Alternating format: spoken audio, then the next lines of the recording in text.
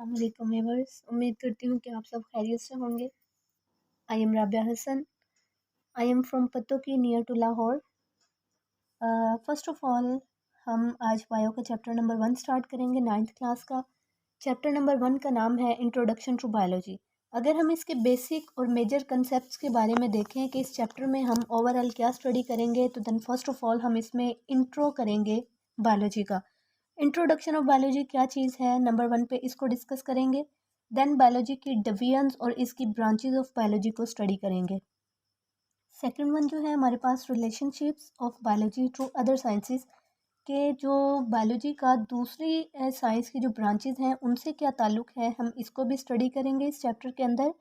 फिर हम कुरान से रिलेट करेंगे बायोलॉजी को, Quran with biology, Quran and biology, ठीक है।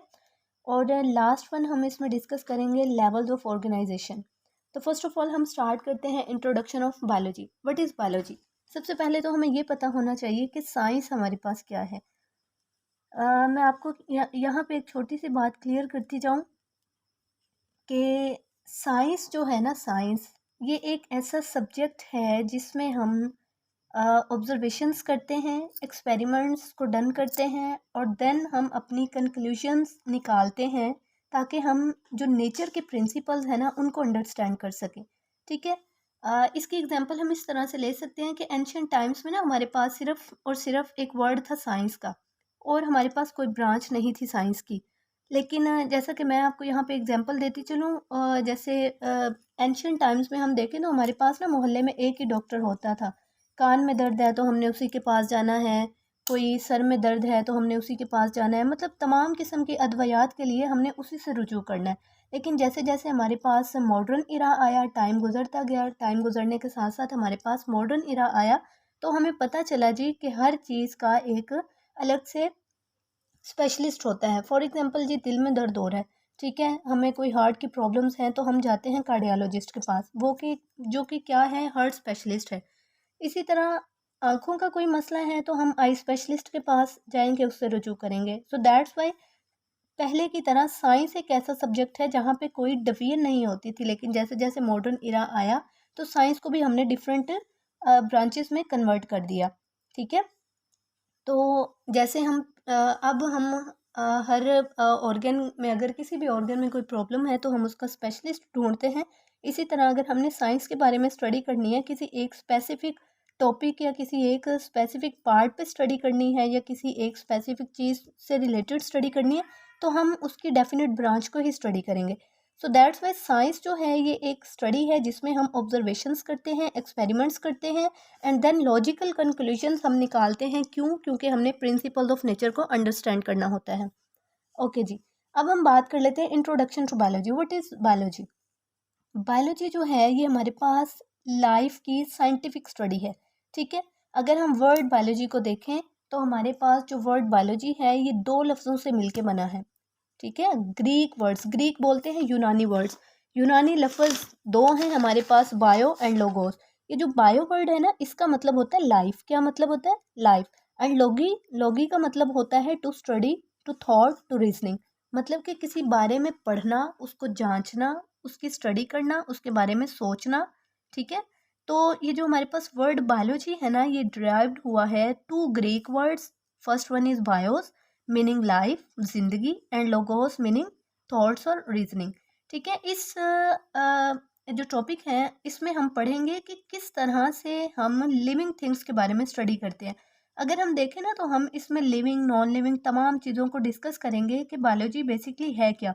तो लिविंग के देख लें या नॉन लिविंग की देख लें तो इसमें हम स्टडी करेंगे उनके स्ट्रक्चर्स, फंक्शंस और रिलेटेड जो इससे एस्पेक्ट्स है ना हमारे पास लिविंग ऑर्गेनिजम्स के, उन तमाम को स्टडी करेंगे। ओके जी, अगर हम बात करें ना बायोलॉजी की तो देखिए बायोलॉजी हमारे पास एक वर्ड है जिसको हमने कहा जी बायोलॉजी, ठीक है। Bio means life and logos mean to study. Biology की तीन मेन ब्रांचेज हैं। कितनी मेन ब्रांचेज हैं? तीन। फर्स्ट ऑफ ऑल अगर हम यहाँ पे देखें ना, डिवीजन्स की बात करें तो हमारे पास तीन मेन डिवीजन्स हैं, ठीक है। एक है जोलॉजी, नंबर 2 पे आ जाता है हमारे पास बॉटनी एंड नंबर 3 पे आ जाता है जी माइक्रोबायोलॉजी। अगर हम नंबर 1 की बात करते हैं ना, जोलॉजी, तो ज़ूलॉजी भी बेटे same as it is biology की फील्ड से ही निकला है, बायोलॉजी की एक डिवीजन है, उसी की तरह दो लफ्ज़ों से मिलके बना है, जू एंड लॉजी। जू से तो पता हमें चल जाता है साफ कि जू मीन्स एनिमल, तो एक ऐसी ब्रांच जिसमें हम एनिमल्स की स्टडी करते हैं उसको कहते हैं जी zoology, the division of biology that deals with the study of animals. अच्छा जी, एनिमल्स की स्टडी लाजमी नहीं है कि हम एनिमल्स की स्टडी करें, उसमें हम एनिमल के तमाम स्ट्रक्चर्स, फंक्शंस और उससे रिलेटेड जितने भी थिंग्स हैं ना कि एनिमल रहते कहाँ पे हैं, उनके एस्पेक्ट्स क्या हैं, वो क्या खाते हैं, कहाँ रहते हैं, उनका लाइफस्टाइल कैसा है, ठीक है, और उनका जो टाइम पीरियड है वो क्या है, तो तमाम चीज़ें जो रिलेट हैं एनिमल से उनकी स्टडी हम करते हैं जोलॉजी में। ठीक है, तो नंबर 1 जो डिवीजन थी दैट इज़ जोलॉजी। बात कर लेते हैं number 2 division that is called botany. तो बॉटनी भी हमारे पास दो मेन लफ्ज़ों से मिलके बना है, एक बोटा और आगे नी। ठीक है, तो बॉटनी मीन्स प्लांट्स होता है, तो हमारे पास बायोलॉजी की ऐसी डिवीजन जिसमें हम प्लांट्स को स्टडी करते हैं, प्लांट्स के तमाम एस्पेक्ट्स, जैसे कि हमने जोलॉजी में पढ़ा कि उनके स्ट्रक्चर्स, उनके फंक्शंस, उनका रहन सहन, उनका लाइफ पीरियड। ठीक है, तो तमाम चीज़ें इसी तरह अगर हम प्लांट्स की स्टडी करेंगे तो दैट इज़ कॉल्ड बॉटनी। कि बॉटनी में अगर देखा जाए हम ये भी देखेंगे कि एक जो हमारे पास प्लांट है उसका लाइफ पीरियड कितना है, ठीक है, वो कब जाके फल देता है, कब हमें जो है वेजिटेबल्स देता है, कितने प्लांट्स जो हैं अंडरग्राउंड हैं, कितने जो हैं ज़मीन से बाहर ग्रो करते हैं, कितने जो हैं वो किस तरह से ग्रो करते हैं, तो तमाम प्लांट्स की स्टडी को, स्ट्रक्चर को, फंक्शंस को डिस्कस करना बॉटनी में। ठीक है, थर्ड वन जो है हमारे पास division that is called microbiology. Microbiology भी same as it is biology से मिलके बना है, जैसे वो दो लफ्ज़ों से मिलके बना है। Micro means small and biology study करना। ठीक है, माइक्रो मीन्स स्मॉल। अब ये कौन सी जो डिवीजन है, ये वो डिवीजन है ऐसी चीज़ें जिनको हम अपनी आम आँख से नहीं देख सकते, नेक डाई मतलब कि नंगी आँख से नहीं देख सकते, आम आँख, जिसको हम आम रूटीन में नेक डाई बोलते हैं। तो माइक्रोबायोलॉजी एक ऐसी डिवीजन है जिसमें हम स्टडी करते हैं micro organisms such as bacteria. ठीक है, अब जिस तरह से हमने ये तीन मेन डिवीजन स्टडी की है ना बायो की, के डिवीजन्स मेन तीन हैं, जोलॉजी, बॉटनी एंड माइक्रोबायोलॉजी, इसी तरह इसकी डिफरेंट ब्रांचेस उन्होंने हमें बता दी हैं बायोलॉजी की, जिनसे हम डिफरेंट जो है वो ब्रांचेस पढ़ते हैं और उन सबको नीचे उन्होंने वन बाय वन डिफाइन किया हुआ है।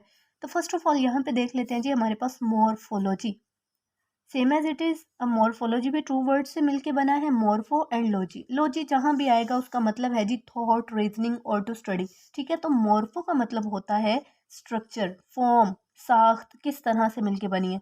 तो morphology the branch deal with the study of form and structure of living organism, किसी भी जानदार की साख्त और उसके स्ट्रक्चर के बारे में, उसकी बनावट के बारे में पढ़ना, that is called morphology. Okay जी, सेकंड वन है हमारे पास एनाटॉमी। एनाटॉमी भी same as it is two word से मिलके बना है, एना एंड टॉमी। एना का मतलब होता है अप और टॉमी का मतलब होता है कटिंग, मतलब कि अप कटिंग। ओवरऑल अगर इस वर्ड का मतलब हम देखें तो हमारे पास आएगा अप कटिंग। अप कटिंग किसकी? लिविंग ऑर्गेनिजम्स की। ठीक है, लिविंग ऑर्गेनिजम्स की अगर हम अप कटिंग करके उसके इंटरनल स्ट्रक्चर को स्टडी करते हैं तो दैट इज कॉल्ड एनाटॉमी। तो study of internal structure is called anatomy. Okay जी, histology same as it is two word से मिलके बना है, हिस्ट्रो मीन टिश्यूज। ठीक है, माइक्रोस्कोपिक टिश्यूज, ऐसे टिश्यूज जो कि हमें नजर नहीं आते उनकी स्टडी करना हिस्टोलॉजी कहलाता है। सेल बायोलॉजी को देखें तो सेल की स्ट्रक्चर, फंक्शन और सेल के अंदर जितनी भी ऑर्गेनेलीज हैं, ठीक है, जिनको हम सेल बायोलॉजी कहते हैं, उनकी स्टडी करना सेल बायोलॉजी कहलाता है। सेल बायोलॉजी के अंदर हम ये भी स्टडी करते हैं कि सेल डिवाइड कब होता है, कैसे होता है, मतलब कि ओवरऑल जो सेल की डिवीजन है ना उसको भी स्टडी करते हैं। जैसे कि आगे जाके हम इंशाल्लाह पढ़ेंगे कि सेल डिवीजन में किस तरह से माइटोसिस और मियोसिस का प्रोसेस होता है। तो माइटोसिस और meiosis that is called the process of cell division is also studied in cell biology. उसके बाद है जी हमारे पास फिजियोलॉजी। फिजियोलॉजी ये भी दो वर्ड से मिलके बना है, फिजियो एंड लॉजी। ठीक है, फिजियो का मतलब होता है फंक्शन, किसी भी, ये एक ऐसी ब्रांच है जिसमें हम स्टडी करते हैं फंक्शंस, किसके फंक्शंस, डिफरेंट पार्ट्स के, और किनके डिफरेंट पार्ट्स के, लिविंग ऑर्गेनिज्म, मतलब कि लिविंग ऑर्गेनिजम्स के डिफरेंट पार्ट्स के फंक्शंस की स्टडी करना, दैट इज कॉल्ड फिजियोलॉजी, कि वो काम किस तरह से कर रहे हैं। ठीक है, जेनेटिक्स, तो यहाँ पे हम डिस्कस करें जेनेटिक्स क्या है। जेनेटिक्स भी हमारे पास एक ब्रांच है बायोलॉजी की। इसका मतलब ये होता है कि इसमें हम विरासती मादे के बारे में पढ़ते हैं। अब ये जीन्स और ये विरासती मादा क्या होता है, तो एक ऐसा प्रोसेस जिसमें जो खसूसियात होती हैं ना पेरेंट्स से उनके बच्चों में मुंतकिल होती हैं। हमने पढ़ा, हम पढ़ लेते हैं जी यहाँ पे जर्म सेल्स के बारे में। ठीक है, कि जो हमारे पास सेल आता है मदर से, एंड देन सेकंड वन इस कम फ्रॉम फादर, मिलके जाइगोट बनाते हैं। ठीक है, जाइगोट उसमें क्या होता है कि हम स्टडी करते हैं कि किस तरह से जो वालदैन की कुछ खसूसियात हैं और तकरीबन खसूसियात जो कि बच्चों में मुंतकिल होती हैं, जनरेशन टू जनरेशन क्या करती हैं, ट्रांसफ़र होती हैं। इन तमाम की स्टडी को हम कहते हैं जेनेटिक्स, और ये जेनेटिक्स जो है इसमें जीन्स शामिल होते हैं। ठीक है, तो study of genes and their role in inheritance is called genetics. Inheritance means क्या मतलब है जी, जो मैंने अभी आपको बताया कि ट्रांसमिशन होता है करेक्टर्स का, किस तरह से हम करेक्टर को ट्रांसफ़र करते हैं from one generation to another generation, so that is called genetics. अब यहाँ पे जो साइड बॉक्स हमें दिया हुआ है ना, हम इसको भी देखते चलते हैं जी। मॉलिक्यूलर बायोलॉजी क्या होता है? मॉलिक्यूलर बायोलॉजी का सेकंड जो नेम है हमारे पास, दैट इज कॉल्ड बायोकेमिस्ट्री। ठीक है, यहाँ पे आप थोड़ा सा जूम करके मैं आपको दिखा दूँ microbiology. Microbiology is the study of biology which deals with the study of molecules of life, जिसमें हम जिंदगी के खास जो हमारे पास मॉलिक्यूल्स है ना हमारी लाइफ के, उनके बारे में पढ़ते हैं। ऐसे मॉलिक्यूल जिनके बगैर ज़िंदगी नामुमकिन है, that is water, proteins, carbohydrates, lipids and nucleic acids. ठीक है, ये कुछ ऐसे हमारे पास मॉलिक्यूल्स हैं जिनके बगैर हमारी ज़िंदगी अधूरी है। इसको सेकंड वर्ड्स में हम बायोकेमिस्ट्री का नाम भी देते हैं। उसके बाद हम कर लेते हैं जी एम्ब्रियोलॉजी। एम्ब्रियोलॉजी ये हमारे पास स्टडी है किसकी, development of an embryo to a new individual. एक नए जानदार में एम्ब्रियो की डेवलपमेंट की स्टडी को हम एम्ब्रियोलॉजी कहते हैं। ओके जी, यहाँ पे मैं आपको बता दूं कि एम्ब्रियोलॉजी क्या होता है। जब हमारे पास ड्यूरिंग प्रेगनेंसी अगर हम देखें कि one cell come from mother and second cell come from father, make zygote. ठीक है, जाइगोट क्या होता है? जाइगोट बेसिकली बनता है हमारे पास जब एक सेल मदर से आता है और सेकंड वन सेल हमारे पास जो है फादर से आता है, मिलके ये जाइगोट बनाते हैं, और इस जाइगोट की स्टडी को बेसिकली हम एम्ब्रियोलॉजी कहते हैं। ठीक है, उसके बाद है जी टेक्सोनोमी। हमारे पास क्या है? Taxa mean naming, to give naming और ग्रुपिंग। ये साइंस का एक ऐसा ग्रुप है जिसमें हम जानदारों को नाम देते हैं और उनके करेक्टर के बेस पे उनको क्लासीफाई करते हैं। ऑर्गेनिजम्स को किस में क्लासीफाई करते हैं? ग्रुप्स में और सब ग्रुप्स में। फॉर एग्जांपल अगर यहाँ पे एग्जाम्पल देखें तो हमारे पास फॉर एग्जांपल कैट्स की एग्जांपल देखें तो कैट्स को हमने एक कैटेगरी में रखा। ठीक है, कैट्स को वो फीड किस तरह से करती हैं, किस तरह से वो रहती हैं, कहाँ रहती हैं, उनका लाइफस्टाइल क्या है, वो क्या खाती हैं। ठीक है, तो एक ही नस्ल के जानदारों को एक ग्रुप में रखना, दैट इज़ कॉल्ड टेक्सोनोमी। जबकि अगर हम गधे को देख लें ना, डंकी को देखें, तो डंकी जो है वो बिल्कुल कैट से डिफरेंट है। क्यों? क्योंकि डंकी जो है हमारे पास, इनकी दिखने में ये जानवर ही हैं, लेकिन इनमें बहुत ज़्यादा ऐसी कैटेगरीज हैं, ऐसी इनमें करेक्टर्स हैं जो कि एक दूसरे से चेंज हैं। तो दैट्स वाई इनको अलग ग्रुप में रखना, उनकी अलग नेमिंग देना, उनको सब ग्रुप्स उनके बनाना, दैट इज़ कॉल्ड टेक्सोनोमी। पैलियोंटोलॉजी। पैलियोंटोलॉजी में हम फोसिल्स को स्टडी करते हैं। अब यहाँ पे बात कर लेते हैं कि व्हाट इज़ फोसिल्स। फोसिल्स हमारे पास क्या होते हैं? बेसिकली फोसिल्स हमारे पास रिमेन्स ऑफ एक्सटिंक्ट ऑर्गेनिजम्स होते हैं। अब ये रिमेन्स ऑफ एक्सटिंक्ट ऑर्गेनिजम्स क्या है? देखें जी, जब कोई चीज़ मर जाती है, ठीक है, ख़त्म हो जाती है, ख़त्म होने के बाद जब वो ज़मीन में उसको गाड़ दिया जाता है या वो ज़मीन में धंस जाती है, तो ज़मीन की जो कुछ लेयर्स हैं वो उसके ऊपर आ जाती हैं।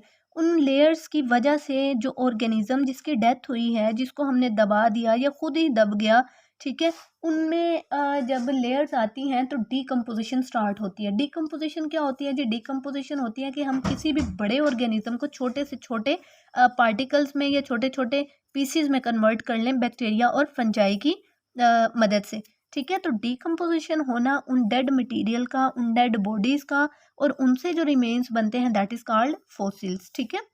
इन्वायरमेंटल बायोलॉजी क्या होता है जी? ये स्टडी, इसमें हम करते हैं इंट्रैक्शंस, किनके दरमियान इंट्रैक्शंस होते हैं? Between organism and their environment, के एक जानदार जिस माहौल में रहता है उसका उसके ऊपर क्या असरात है, माहौल उस पर क्या असर कर रहा है, और जानदार माहौल पे क्या असरात मुरतब कर रहा है। ठीक है। इन्वायरमेंटल बायोलॉजी, इन्वायरमेंट से हमें पता है कि माहौल की जो स्टडी है, और इसको सेकंड वन हम इकोलॉजी भी कहते हैं। तो इन्वायरमेंटल बायोलॉजी का जो सेकंड नेम है दैट इज कॉल्ड इकोलॉजी। आपको अगर क्वेश्चन आ भी जाए कि व्हाट इज इकोलॉजी या डिफाइन इकोलॉजी, तो आप परेशान ना हो, बल्कि इकोलॉजी जो है इन्वायरमेंटल बायोलॉजी को ही कहा जाता है। आगे है हमारे पास सोशल बायोलॉजी। सोशल बायोलॉजी क्या होता है? This branch deal with the study of social behaviour of animals that make societies. अच्छा जी, सोशल बायोलॉजी ये भी दो लफ्जों से मिलके बना है, सोशल और बायोलॉजी। ऐसे जानदार, ये एक ऐसी ब्रांच है जिसमें हम स्टडी करते हैं सोशल बिहेवियर, उनके रवैयों की। किन के रवैये? एनिमल्स के, जो कि सोसाइटीज़ बनाते हैं।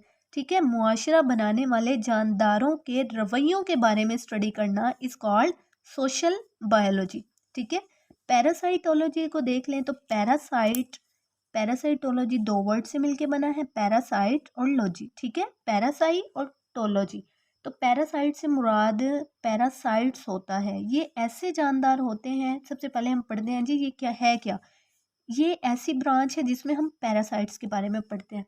पैरासाइट्स क्या होते हैं? पैरासाइट्स ऐसे जानदार होते हैं जो कि लिविंग ऑर्गेनिजम्स के अंदर रहकर या उन पर रहकर अपनी खुराक हासिल करते हैं, उन पे अपना जो है उनसे खुराक भी लेते हैं, उनमें पनाह भी करते हैं, और बदले में क्या करते हैं? उनको नुकसान पहुंचाते हैं। ठीक है। पैरासाइट्स आर द ऑर्गेनिजम्स, यहाँ पे सेकंड बॉक्स में हमें जो है ये डिफाइन बताई हुई है पैरासाइट्स की। तो पैरासाइट्स ऐसे जानदार होते हैं जो कि take food and shelter from living host. अपने होस्ट, होस्ट किसको कहा जाता है जी? अगर हम देखें हमारे घर में कोई मेहमान आ जाए ना, तो आने वाला जो है वो गेस्ट है, और जो हम हैं, जो हम उनकी खातिर तवज्जो करते हैं, हम होस्ट हैं। ठीक है। तो ऐसे जानदार जिनके अंदर पैरासाइट रहते हैं मतलब कि रहने के साथ साथ उनसे खुराक भी लेते हैं, उनसे पनाहगाह भी लेते हैं, लेकिन बदले में उनको क्या करते हैं? नुकसान पहुंचाते हैं। ठीक है। ऐसे जानदार जो कि दूसरे जानदार के अंदर रहकर उनसे खुराक भी लेते हैं, उनसे पनाह भी लेते हैं, मतलब अपना शेल्टर वहीं पे रखते हैं, और इन रिटर्न क्या करते हैं? हार्म देम, उनको नुकसान पहुंचाते हैं। तो ऐसे जानदारों को हम पैरासाइट्स कहते हैं, और पैरासाइट्स की स्टडी को हम कहते हैं जी पैरासाइटोलॉजी। पैरासाइट्स की एग्जांपल अगर हम देखें तो हमारे पास लाइसिस जो है, ठीक है, ये जो जुएं हैं, जुएं जो सर में होती हैं, अगर एग्जांपल देखें तो हमारे सर में जुएं पड़ जाती हैं जिस तरह से, तो ये देखें हमसे ब्लड भी सक करती हैं। हमारे जो सर है ना, हमारा सर, वहाँ पे रहती हैं। एक तो इनको पनाह मिलती है, ठीक है, ये अपना घर बना लेती हैं वहाँ पे, ऐसे रहती हैं जैसे इनका अपना घर हो। ठीक है। घर बनाती हैं, बदले में हमसे क्या लेती हैं? ब्लड भी लेती हैं, खुराक भी हम इनको देते हैं, ये हमारा ब्लड सक करती हैं, खून चूसती हैं, और नुकसान में हमें इन रिटर्न हमें क्या देती हैं जी? नुकसान देती हैं। किस तरह से? कि हमें जो है ना वो ख़ारिश होने लग जाती है, ख़ारिश करती हैं हमारे सर में, हमारा खून पीती हैं, हमसे ही पनाह लेती हैं, लेकिन हमें क्या करती हैं? उल्टा नुकसान पहुंचाती हैं। हमारे बाल कमज़ोर हो जाते हैं, बालों की जो जड़ें हैं वो कमज़ोर हो जाती हैं, बाल गिरना स्टार्ट हो जाते हैं। तो दैट्स ऑल द ये जो तमाम चीज़ें मैंने बताई हैं, ये पैरासाइट की एग्जांपल्स में आ जाती हैं। लाइसिस, ठीक है, जुएं। इसी तरह अगर हम देखें ना पैरासाइटोलॉजी, तो इसकी दो मेन टाइप्स होती हैं। पैरासाइटोलॉजी की दो टाइप्स हैं, एक इंटरनल पैरासाइट्स होते हैं, दूसरे एक्सटर्नल पैरासाइट्स होते हैं। अब इंटरनल नाम से जाहिर हो रहा है ऐसे पैरासाइट जो किसी होस्ट के अंदर रहते हैं, विद इन द बॉडी। ठीक है। और जो है हमारे पास एक्सटर्नल पैरासाइट्स, ऐसे पैरासाइट्स जो कि किसी होस्ट के बाहर रहते हैं। ठीक है।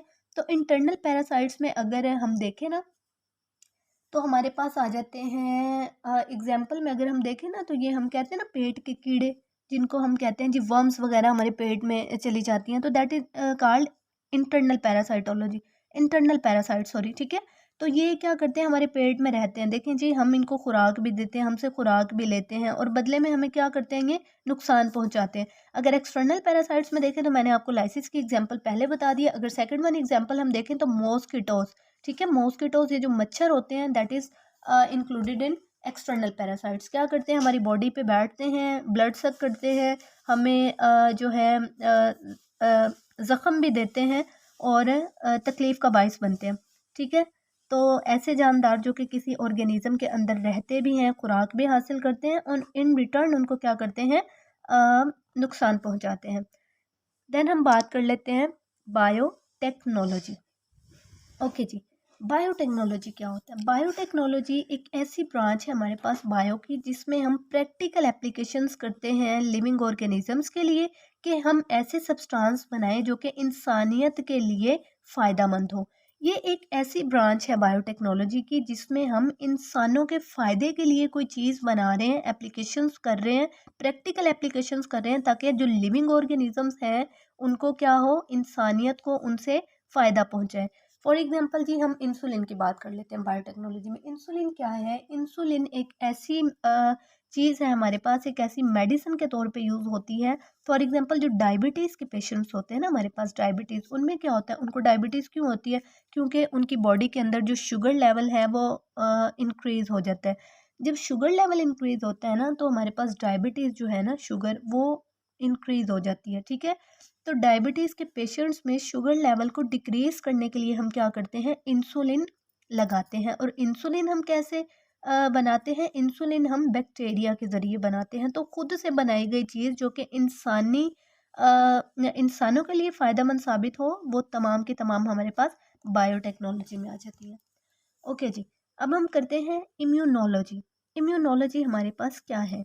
इम्यून सिस्टम जो कि हमारा दिफाई सिस्टम है, हमारा एक दिफाई निज़ाम है, हमारी बॉडी को प्रोटेक्ट करने का जो सिस्टम है, दैट इज़ कॉल्ड इम्यूनोलॉजी। ठीक है। It is the study of immune system of animals which defend the body against invading microbes. हमारी बॉडी में जाने वाले डिफरेंट माइक्रोब्स, ये जो जरासीम होते हैं, इनके खिलाफ लड़ने वाला जो काम है वो इम्यूनोलॉजी में आता है। फॉर एग्जांपल, हमारी बॉडी में 3 किस्म के सेल्स होते हैं, white blood cells, red blood cells and platelets. ठीक है।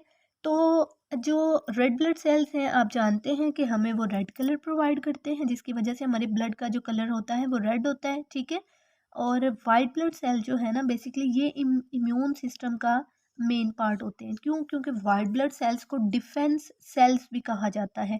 ऐसे सेल्स जो कि हमारी बॉडी को डिफरेंट इन्वेडिंग माइक्रोब से रोकते हैं, उनसे बचाते हैं। फॉर एग्जांपल जी, मैं आपको यहाँ पे एग्जांपल देती चलूँ, जैसे कि स्कूल के बाहर गार्ड होता है ना हमारे, तो जो क्या करता है, तमाम बच्चों की, प्रिंसिपल्स की और टीचर्स की जो है वो हिफाजत कर रहा होता है। अगर अल्लाह ना करे कोई खुदा ना खास्ता कोई भी मसला बन जाता है, कोई भी आफत आ जाती है, तो सबसे पहले वो जो गार्ड होता है उससे निमटना ज़रूरी होता है। अगर तो वो इतनी कुव्वत रखता है, ताकत रखता है कि वो लड़ सके, तो हम तक जो है, अंदर जो स्कूल के बच्चे हैं उन तक वो कभी भी नहीं पहुंचेंगे। आफत जो है, मुसीबत है, बीमारी है, कोई भी अंदर नहीं जाएगा, क्योंकि हमारा जो गार्ड है वो बहुत ज़्यादा एक्टिव है। लेकिन अगर हमारा गार्ड ही कमज़ोर है, वो इतनी कुव्वत नहीं रखता और उसको कुछ हो जाता है, तो डेफिनेटली जो गुंडे हैं या कोई भी है जो आफतानी है, वो अंदर आ जाएगी। तो इसी तरह हमारी बॉडी में वाइट ब्लड सेल्स होते हैं जो क्या करते हैं, बीमारियों के खिलाफ जरासीमों से लड़ते हैं। अगर तो हमारे वाइट ब्लड सेल्स अच्छे हैं ना, क्या कह लें आप, कि हमारे वाइट ब्लड सेल्स जो हैं हमारे पास एक्टिव हैं, ठीक है, स्ट्रॉन्ग है, तो वो बीमारियों से लड़ेंगे, बाहरी जरासीमों को मार देंगे और हम तक कोई बीमारी नहीं आएगी। लेकिन अगर वो खुद किल हो जाते हैं, तो डेफिनेटली जो कोई भी डिजीज़ है वो हमारे ऊपर अटैक कर लेती है। ठीक है। उसके बाद है जी हमारे पास एंटमोलॉजी। एंटा मीन्स एंटम का मतलब होता है इंसेक्ट्स। इंसेक्ट्स कहते हैं हशरात को। ठीक है। जितनी भी ज़मीन पर हशरात हैं उनकी स्टडी करना, that is called entomology. Pharmacology क्या होता है जी? फार्मा मीन्स ड्रग्स होते हैं। ठीक है। फार्मा एंड लॉगी। ठीक है। फार्माकोलॉजी का मतलब है ड्रग्स की स्टडी करना, उनके अफेक्ट्स पढ़ना, कि वो सिस्टम पे, ह्यूमन बॉडी के सिस्टम पे क्या असर करते हैं, किस तरह से असरअंदाज होते हैं।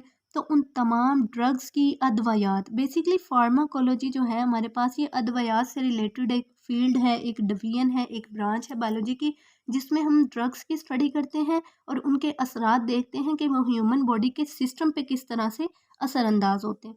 ठीक है, तो ये था हमारे पास आज का topic, that is called introduction to biology. ठीक है, इंट्रोडक्शन ऑफ बायोलॉजी में हमने सबसे पहले रिपीट करते चलूँ कि हमने इसकी डिवीजन्स पढ़ी।